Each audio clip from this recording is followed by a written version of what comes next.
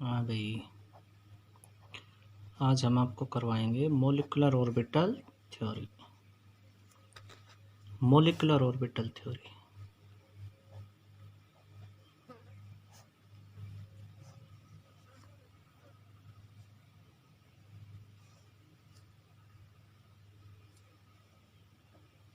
Orbital theory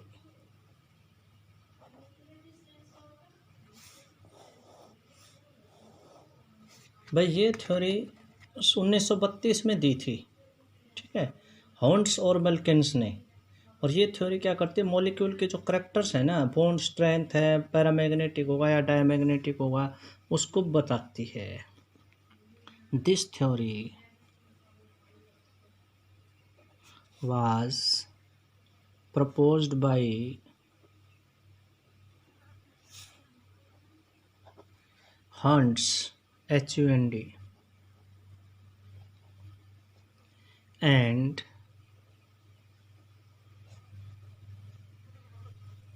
Mulliken in 1932.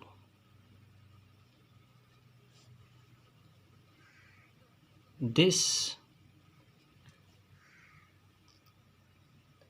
theory explain the ये theory क्या explain करती है, कौन कौन से करेक्टर एक्सप्लेन करे, करेक्टर जो होती है का एक्सप्लेन द बॉन्ड लेंथ, जो बॉन्ड स्ट्रेंथ है वो, कि बॉन्ड कि कितना मजबूत है उसके बारे में, पैरामैग्नेटिक एंड डायमैग्नेटिक बिहेवियर, जो मॉलिक्यूल है वो पैरामैग्नेटिक होगा या डायमैग्नेटिक होगा, पैरामैग्नेटिक एंड डायमैग्नेटिक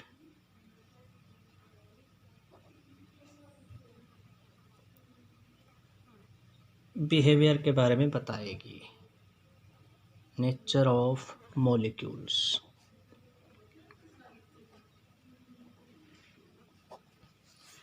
ठीक है, इस थ्योरी के मेन पॉइंट क्या है,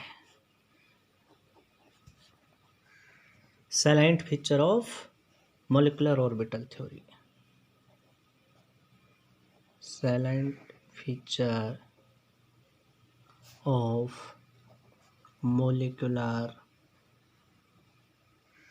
orbital theory।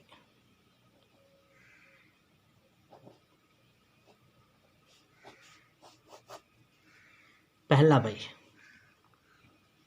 जैसे वैलेंस बैंड थ्योरी थी ना, उसमें कहा था कि भाई जितने ऑर्बिटल जुड़ेंगे उतने ही बनेंगे, तो इसी तरह से इसमें होता है। ठीक है, तो ये क्या कहता है, the atomic orbitals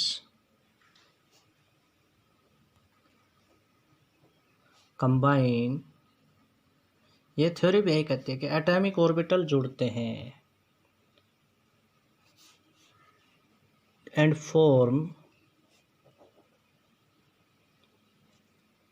new orbitals, और फिर नए ऑर्बिटल बनते हैं, एंड फॉर्म न्यू ऑर्बिटल्स, नए ऑर्बिटल्स बनते हैं। ये जो नए ऑर्बिटल्स बनते हैं ये मॉलिक्यूलर ऑर्बिटल्स कहलाते हैं, are known as molecular orbitals.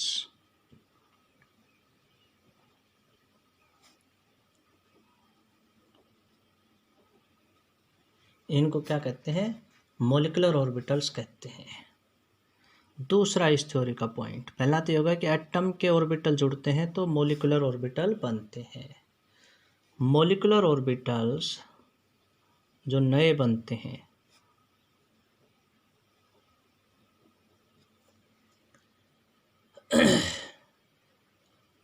जितना मॉलिक्यूल की उसकी एनर्जी होती है ना, जो एटॉमिक ऑर्बिटल जुड़ते हैं उतनी ही मॉलिक्यूलर की एनर्जी बढ़ती जाती है।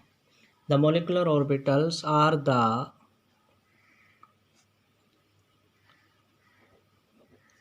Energy states of a molecule of a molecule in which the electrons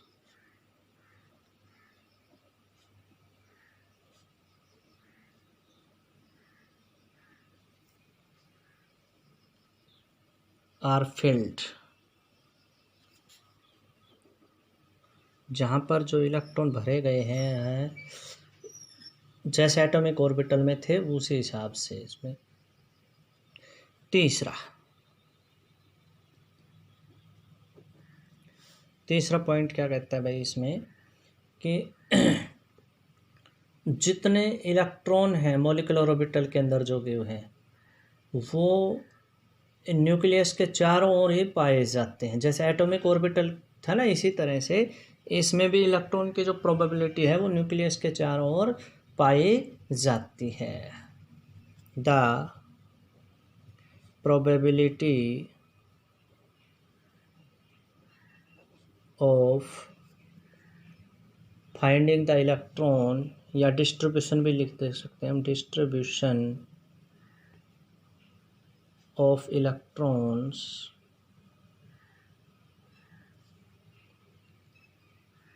in a molecular orbitals are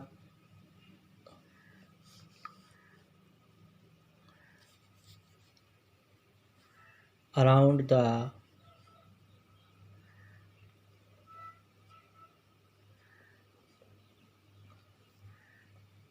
group of nuclei। मान लीजिए जो एटम जुड़ेंगे तो उनके जो न्यूक्लियस है ना उनके चारों ओर इलेक्ट्रॉन के मिलने की संभावना सबसे ज़्यादा होते हैं। चौथा point, only those atomic orbitals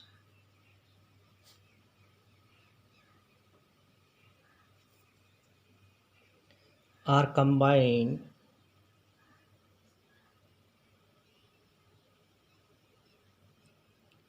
which have comparable energy।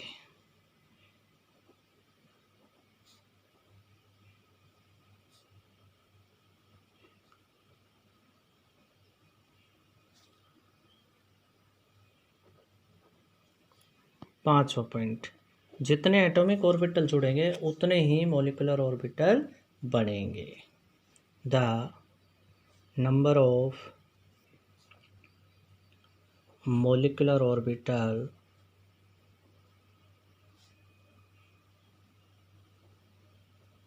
are equal to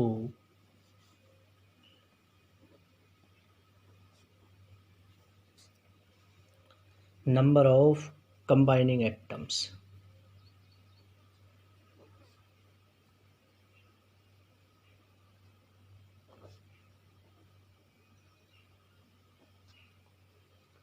ठीक है।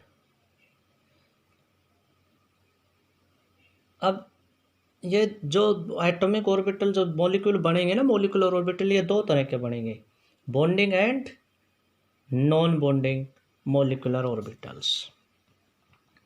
The newly formed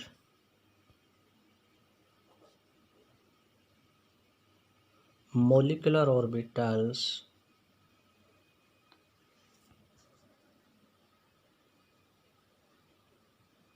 are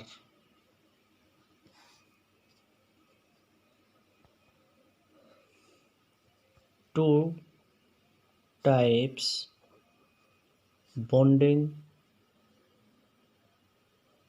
and anti-bonding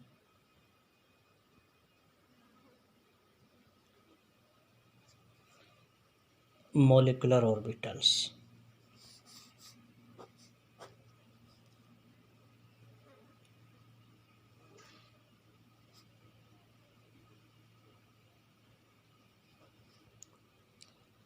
ठीक है। तो जो बॉन्डिंग होते हैं उनकी एनर्जी लो होती है और जो एंटी बॉन्डिंग होते हैं उनकी एनर्जी ज़्यादा होती है। उसके बाद शेप ऑफ मॉलिक्यूलर ऑर्बिटल्स, वो डिपेंड करती है किस पर, जो कंबाइनिंग एटॉमिक ऑर्बिटल है उन पर डिपेंड करती है। 7th point, the shape of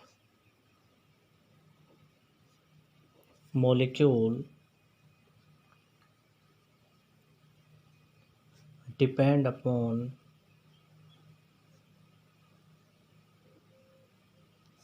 किस पर डिपेंड करती है भाई?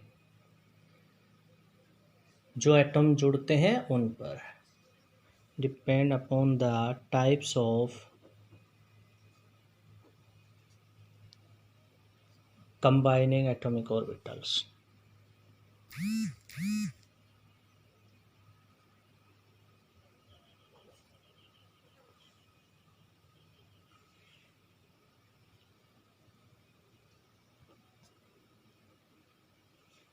ठीक है।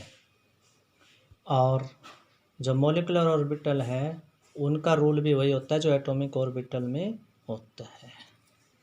The filling of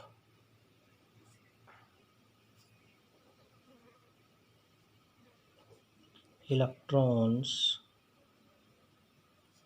in molecular orbital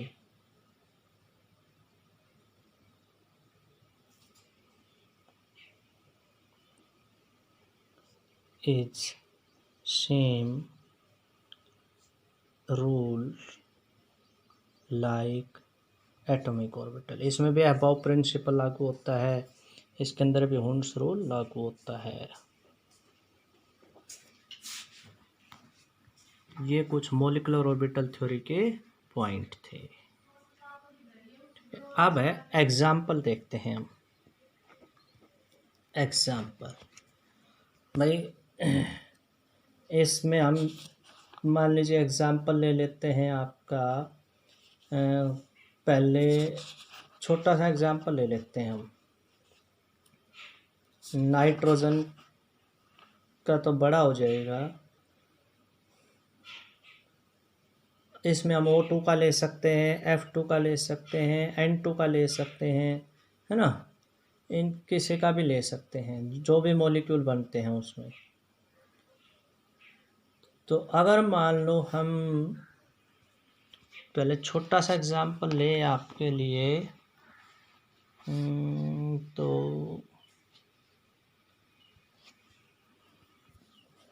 हम आपके लिए पहले ले लेते हैं H2 मॉलिक्यूल का ही ले लेते हैं। सबसे छोटा सिंपल यही है। H2 का हो गया, O2 का हो गया, F2 का हो गया, N2 का हो गया, ये हो गए इसमें। तो आज तो ये रूल है, कल हम आपको इसके स्ट्रक्चर बताएंगे कि H2 में और इसमें कैसे बनता है।